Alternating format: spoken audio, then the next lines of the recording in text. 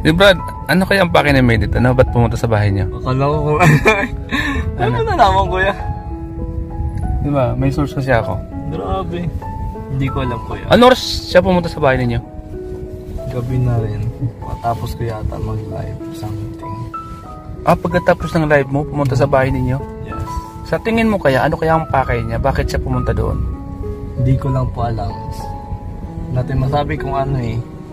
Tapos may kasama, ang sabi ng kapatid ko, may kasama daw siya lalaking mataba. Malaking tao.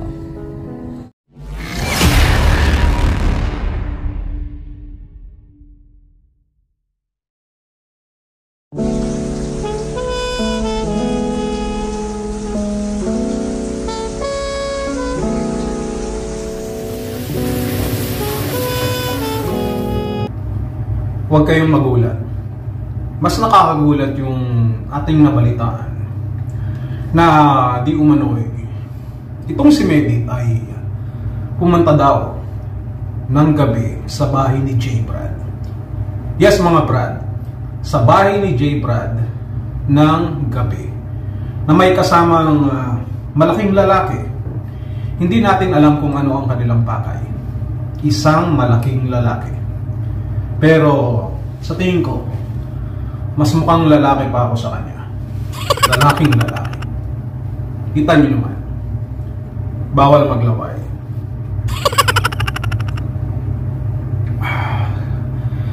Nandito ako ngayon sa aking shower room sapagkat natatakot na akong lumabas. Baka kasi dumating yung kasama ni Medit sa bahay ni Brad Pitt. Alam niyo naman na itong si J. Brad ay maraming isinawalat dito sa pagkatao ni Medit. Na di umano siya ay tinatanggi na naka-scout kay Medit at marami pang iba. At dahil dito, marami po ang nagreaksyon, lalo na sa mga reactors, patungkol dito sa inaasal ni Medit. Marami ang nagsasabi na siya daw ay fake. Marami ang nagsasabi na siya ay umaarte lamang, na hindi niya nilalabas ang kanyang tunay na ugali, na kapag off-cam ay kakaiba or iba ang kanyang ginagawa sa kanyang mga sinasabi. At dahil nga dito, malamang hindi niya nagustuhan ang lahat ng isiniwalat ni J. Brad. Yes, lahat ng isiniwalat ni J. Brad.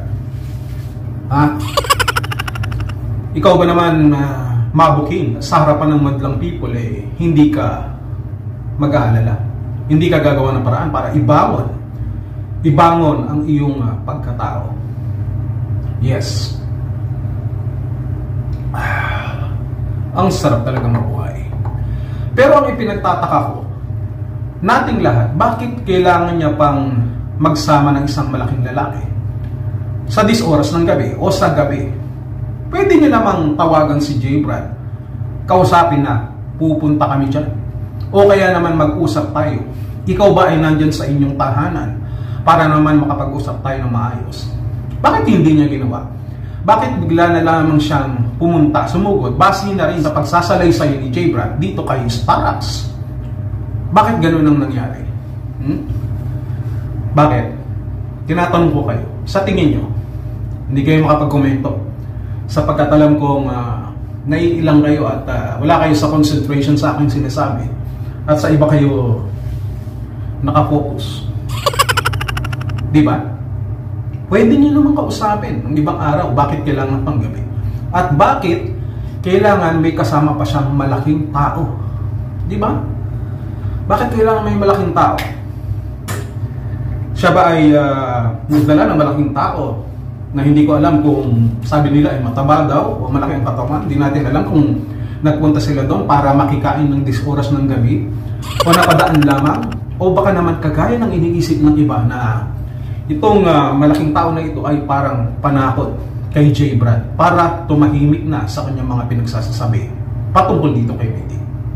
Posibleng ganon, pero maaari din namang sabihin ni Medit na kaya siya nagsama ng isang lalaking malaki ay dahil gabi na nga. Baka siya ay mapariwara doon sa labasan. Kumbaga, sinasabi niya ay ito ay protection niya dahil nga gabi na. Kaya siya nagsama ng malaking tao. Hindi naman siya pwedeng magsama ng kasing laki lang ni Mirador. Diba? Baka naman mabugbog lang din yun sa daan. Siya pa ang unang bugbugin, si Mirador, kaysa kay Medic, no? So, iniisip natin, sino itong malaking tao na ito?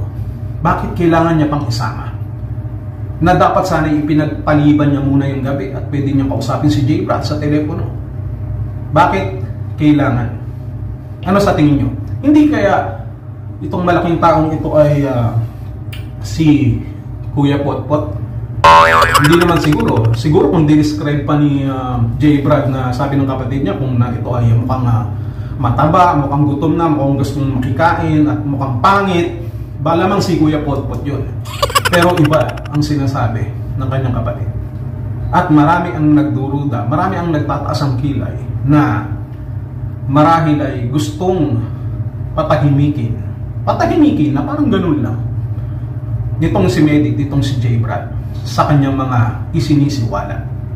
Well, kung gusto nyo na mas matindi pang detalye sa aking mga pinagsasabi, panoorin natin sa vlog ni Starax. Supportahan po natin yan.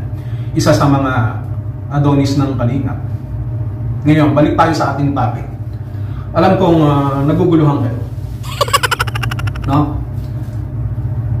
Sana, bago tayo gumawa ng isang hakbang, kung gusto mo mang makipag-usap ng maayos, Medic, hindi mo na kailangan magdala pa ng malaking tao o kung sino man niya nakasama mo. Sapagkat, una tigil sa lahat, may telepono. May iba pang araw. Bakit kailangan ng gabi? Kaya alam mo naman na wala si J. Brad sa kanilang bahay. Ito ba ay may mas malaking posibilidad na panakot mo kay J. Brad? Kasi kung ako ang tatanungin mo, hindi ako natatakot sa mga ganyan.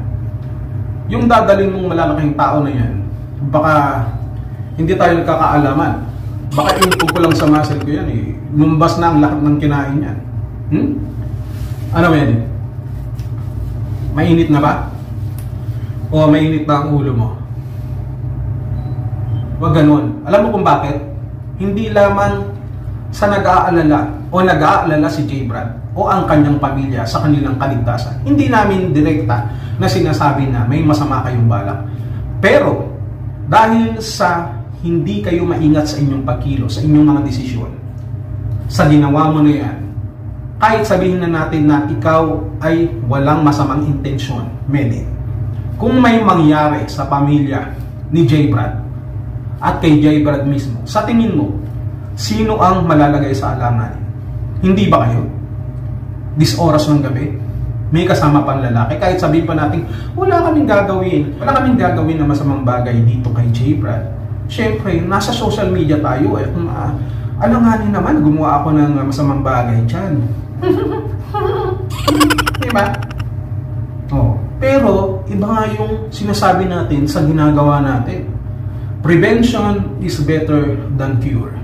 Kaya, kung gusto mong makausap ng maayos si J. Brad, kausapin mo ng maayos. Kahit sa telepono lamang ay sapat na para maiparating mo ang iyong mensahe ng maayos. Hindi yung ibang mensahe ang naipaparating natin kila J. Brad sa pamilya niya at sa lahat ng mga nakasubaybay na Kalingap. Tama ba, Medic? Ano ang inyong pakay? Ano ang gusto ninyong iparating kay J. Brad? Yan ang dapat natin malaman at maipaliwanag mo na maayos. Kasi kung hindi, baka magdilim ang paningin ko kasi hindi dilim ng gabi nang nagpunta kayo sa bahay ni J. Brad. Yung kasama mong malaking lalaki, umuwi ka na lang. Kung ayaw mong